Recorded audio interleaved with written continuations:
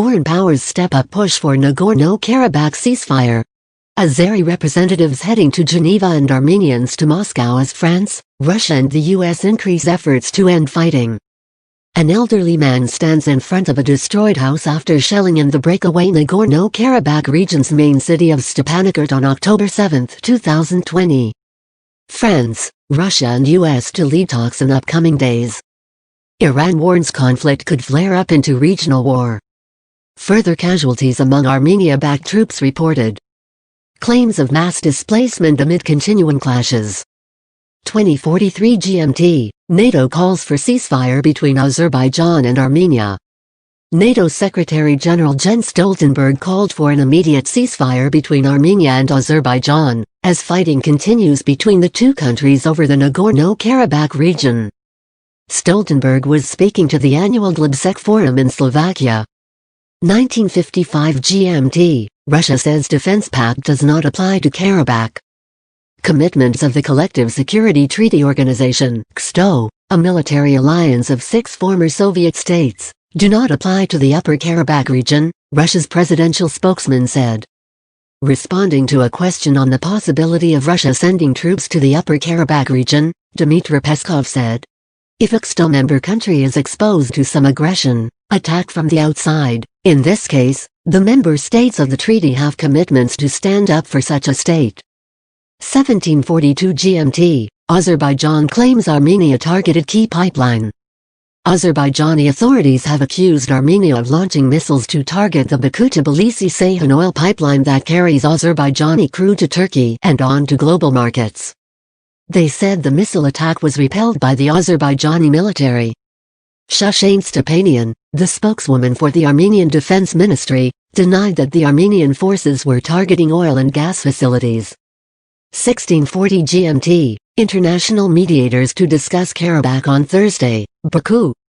Azerbaijan's foreign minister will meet international mediators in the country's conflict with Armenia, Baku said, as deadly fighting over the breakaway Nagorno-Karabakh region entered a second week. The foreign ministry said a Thursday working visit to Geneva will see Foreign Minister Yehan Bayramov meet leaders of the OSCE's Minsk group, which is jointly chaired by diplomats from France, Russia, and the United States. 16:40 GMT, international mediators to discuss Karabakh on Thursday, Baku. Azerbaijan's foreign minister will meet international mediators in the country's conflict with Armenia, Baku said, as deadly fighting over the breakaway Nagorno-Karabakh region entered a second week. The foreign ministry said a Thursday working visit to Geneva will see Foreign Minister Yehan Bayramov meet leaders of the OSCE's Minsk group, which is jointly chaired by diplomats from France, Russia, and the United States. 15:59 GMT, Turkish watchdog fines TV station for insulting Azerbaijan. The Turkish broadcasting watchdog RTÜK ordered broadcaster Halk TV to pay a fine after it criticized Azerbaijan over deadly clashes in the disputed Nagorno-Karabakh region. The penalty follows derogatory, insulting and slanderous remarks against the state of Azerbaijan and President Ilham Aliyev, a RTÜK member, who asked to remain anonymous, told. 15:15 GMT, France accuses Turkey of military involvement in Karabakh. France accused Turkey of military involvement on the side of Azerbaijan in its conflict with Armenia over the breakaway Nagorno-Karabakh region. The new aspect is that there is military involvement by Turkey, which risks fueling the internationalization of the conflict, French Foreign Minister Jean-Yves Le Drian told Parliament. Armenia and Azerbaijan, 2 former Soviet republics, have for decades been locked in a conflict over Nagorno-Karabakh, an ethnically Armenian area which broke away from Azerbaijan in a 1990s war that cost about 30,000 lives. 14:40 GMT, Greece recalls ambassador from Azerbaijan. Greece's foreign ministry says it is recalling its ambassador to Azerbaijan following what it says are completely unfounded and insulting allegations by the Azerbaijani government that it is tolerating the preparation of terrorist acts. In a statement, the ministry said the Greek ambassador had been recalled to Athens for consultations. It said the Azerbaijani government had claimed Greece was tolerating the preparation of terrorist acts. attempts to recruit terrorist fighters and cyberattacks against Azerbaijan due to the latter's conflict with Armenia over the separatist region of Nagorno-Karabakh. The ministry said it had filed a protest over the issue on Tuesday with the Azerbaijani ambassador in Greece. 14:01 GMT, France says pushing for Nagorno-Karabakh talks in coming days. France's foreign minister said talks would be held in Geneva on Thursday and Moscow on Monday to try to convince warring sides in the Nagorno-Karabakh conflict to agree to negotiate a ceasefire. Cengiz Ladrian told Parliament's Foreign Affairs Committee that France, Russia and the United States would hold those talks to start a dialogue that needed to take place without preconditions. Al Jazeera's Bernard Smith reporting from Goris, Armenia, said foreign ministers of Armenia and Azerbaijan are likely to be present at these talks. One foreign minister will go to Geneva, and one will go to Moscow. We don't know which way it will be, Smith added. Good evening. This you said Siddiqui in Doha taking over from Farhan Ayyar and Anilis Afdar. 12:56 GMT, Armenia PM's genocide warning. Armenia PM Nikol Pashinyan, in an interview with the BBC, has defended his country's presence in Nagorno-Karabakh. Using the Armenian name for the area, Artsakh, Nikol Pashinyan said it was Armenia, land of Armenians. He said the region was facing assault from the combined forces of Azerbaijan, Turkey and what he called terrorists from Syria. 11:46 GMT, Azerbaijan says ready for talks with Armenia when military conflict ends. Azeri President Ilham Aliyev said that his country would return to talks with Armenia after the acute phase of military conflict in Nagorno-Karabakh region ends. Russian news agency TASS cited him as saying. Aliyev, who spoke to Russian President Putin by phone, said in an interview with Russian state television that Turkey had the right to participate in mediation.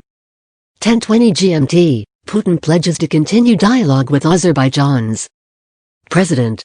Russian President Vladimir Putin will continue his dialogue with Azeri President Ilham Aliyev about the Nagorno-Karabakh conflict after the two leaders spoke briefly by phone. Kremlin spokesman Dmitry Peskov said.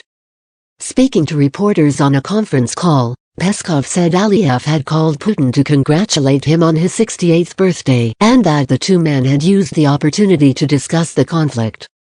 8:32 GMT, Putin renews ceasefire call. Russian President Vladimir Putin called for fighting to stop in the Nagorno-Karabakh region, saying the deadliest fighting in more than 25 years between ethnic Armenian and Azeri forces was a tragedy. Speaking in an interview with state television, Putin said he was in constant contact with Armenian Prime Minister Nikol Pashinyan about the conflict. Putin described the fighting as a tragedy and said he hoped it would end in the very near future. Of course this is a huge tragedy. People are dying, there are heavy losses on both sides, he said. 7:36 GMT, Iranian president warns Azerbaijan-Armenia conflict could turn into regional war. Iranian President Hassan Rouhani warned of the danger of the Azerbaijan-Armenia conflict turning into a regional war. We must be attentive that the war between Armenia and Azerbaijan does not become a regional war. Peace is the basis of our work and we hope to restore stability to the region in a peaceful way, Rouhani said in televised remarks. He also said Iran would not allow states to send terrorists to our borders under various pretexts. 7:32 GMT, conflict displaces half of Karabakh's population. Half of Nagorno-Karabakh's population have been displaced since fierce fighting erupted more than a week ago between Armenian troops and Azerbaijan. Ethnic Armenian officials in the breakaway region said. According to our preliminary estimates, some 50% of Karabakh's population and 90% of women and children, or some 70,000-75,000 people, have been displaced. Karabakh's rights ombudsman Ardat Beglarian told AFP news agency. Al Jazeera is attempting to verify Beglarian's claim. 7:30 GMT, death toll among Armenia-backed troops rises to 280.